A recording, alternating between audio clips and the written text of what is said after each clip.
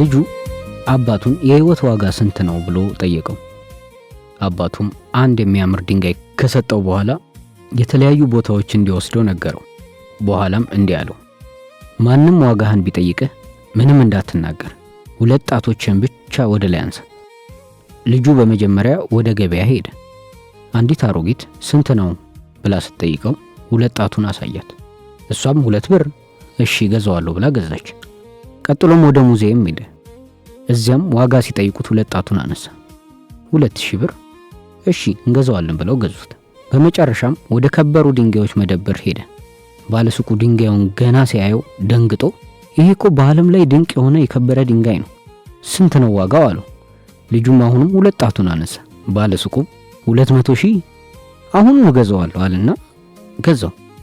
ልጁ እየሮጠ ወደ አባቱ ተመልሶ ሁኔታውን ነገረው። አባቱም ልጄ፣ የህይወት ዋጋ የሚሰራው ራስህን በምታስቀምጥበት ቦታና በምትመርጣቸው ሰዎች ነው። በአንዳንዶች ዘንድ ዋጋ 2 ብር ብቻ ሊሆን ይችላል። ዋጋን በሚያውቁ የከበሩ ሰዎች ዘንድ ግን ክቡር ነህ። ዋጋን በሚያቃልሉ ሰዎች ዘንድ መገኘት ልክ አይደለም። ራስህን በትክክለኛ ቦታ አስፍር።